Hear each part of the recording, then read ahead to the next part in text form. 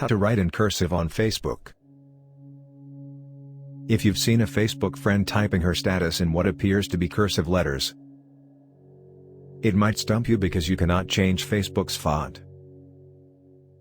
However, there is a trick to make it look like you are typing in cursive.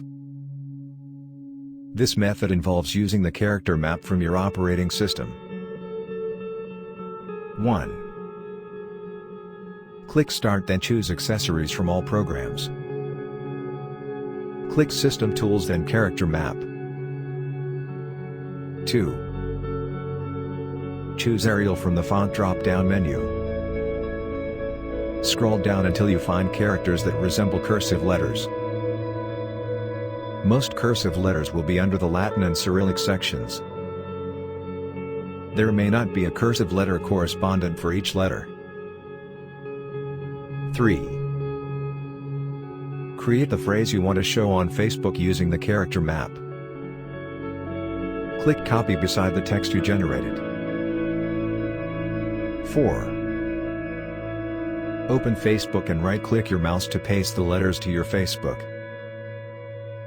The letters will appear as cursive.